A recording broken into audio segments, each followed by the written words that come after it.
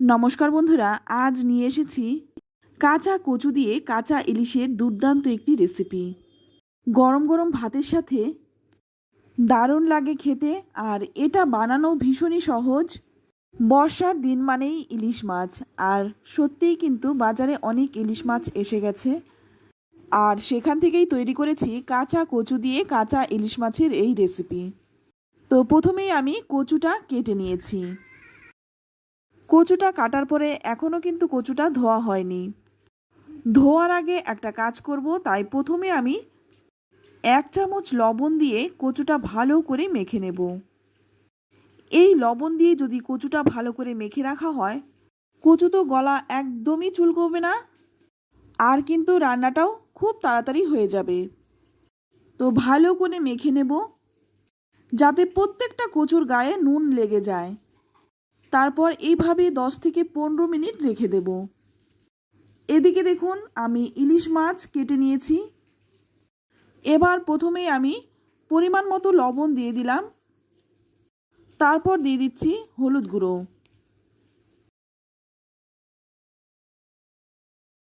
প্রত্যেকটা মাছের গায়ে যাতে হলুদটা ভালো করে লেগে যায় সেই পরিমাণের হলুদটা দিয়ে দিলাম।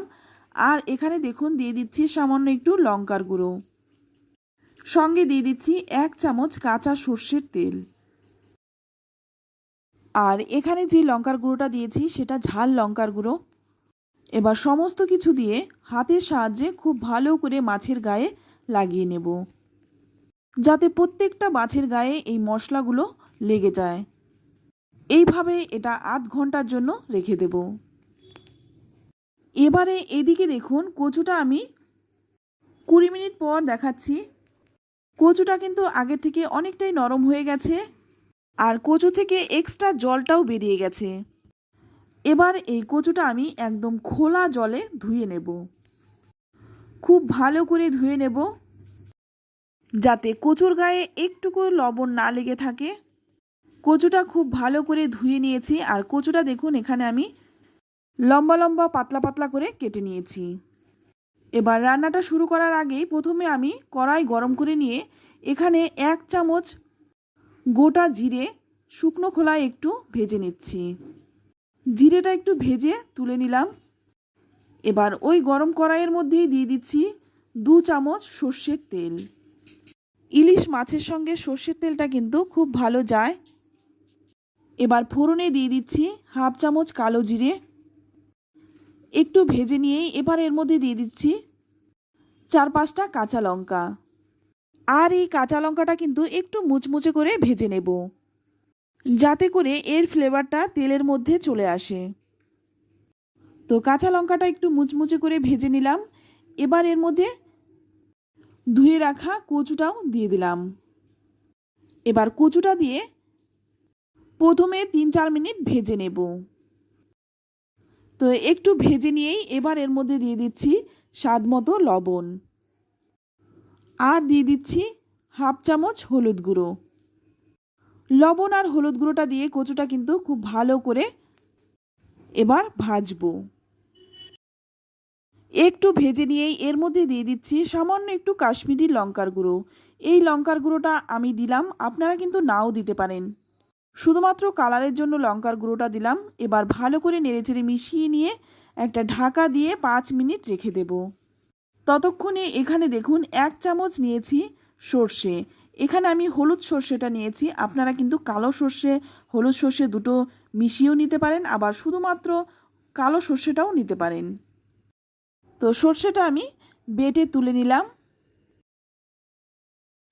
আর এদিকে দেখুন কচুটা কিন্তু ভালো করে ভাজা হয়ে গেছে, আর কচু কিন্তু ভাজতে ভাজতেই নরম হয়ে গেছে।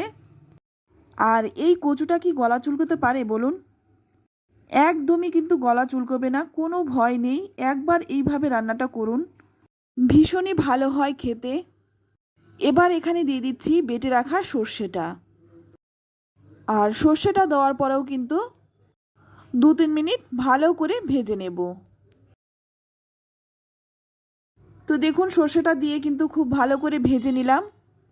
এবার এর মধ্যে দিয়ে দিচ্ছি গরম জল। অবশ্যই গরম জলটা দেবেন, এতে করে রান্নাটাও তাড়াতাড়ি হয়ে যাবে। আর কচু এমনিতেই কিন্তু অনেকটাই নরম হয়ে গেছে। ঠান্ডা জল দিলে কিন্তু রান্নাটা করতে একটু সময় লাগবে, সেক্ষেত্রে কচুটা একদম গলে ঘেটে যাবে। তাই চেষ্টা করবেন গরম জলটাই দিতে। তো ঝোলটা 2-3 মিনিট ফুটিয়ে নিয়ে এবার নেড়েচেড়ে মিশিয়ে নিচ্ছি। আর এদিকে দেখুন যে মাছটা আমি মশলা দিয়ে মেখে রেখেছিলাম সেটা ফুটন্ত ঝোলের মধ্যে কাঁচা অবস্থায় দিয়ে দিচ্ছি। আর গ্যাসের আঁচটা কিন্তু মাছটা দেওয়ার সময় বাড়ানোই থাকবে। সবগুলো মাছ দিয়ে দিলাম, তারপর হালকা করে একটু নেড়েচেড়ে মিশিয়ে নেব।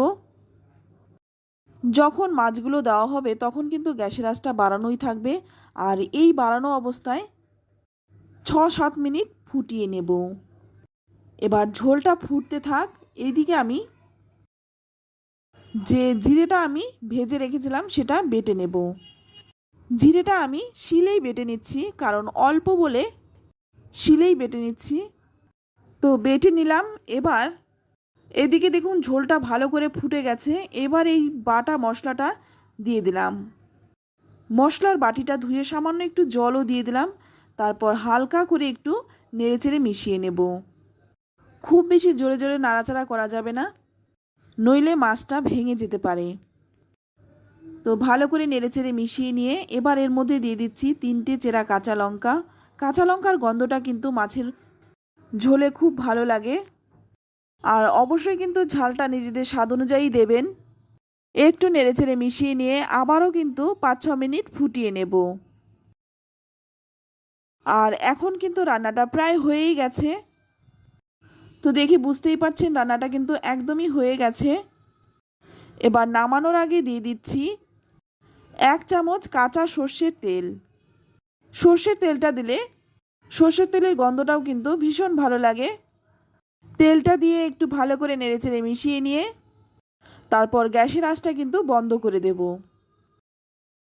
আর এখন কিন্তু আমি গ্যাসটা বন্ধ করে 10 মিনিট ঢেকে রাখবো। 10 মিনিট পর ঢাকনাটা খুলে নিচ্ছি। এখন কিন্তু খাওয়ার জন্য একদম রেডি। তো দেখুন দেখতে কতটা ভালো হয়েছে, খেতেও দুর্দান্ত হয়। তো বন্ধুরা, আমার এই কাঁচা কচু দিয়ে কাঁচা ইলিশ মাছের ঝোল আপনাদের কেমন লাগলো অবশ্যই কমেন্টে জানাবেন। ভালো লাগলে লাইক, কমেন্ট, শেয়ার করবেন। আর আপনি যদি আমার চ্যানেলে নতুন বন্ধু হয়ে থাকেন, চ্যানেলটা সাবস্ক্রাইব করে আমার পাশে থাকার অনুরোধ রইল।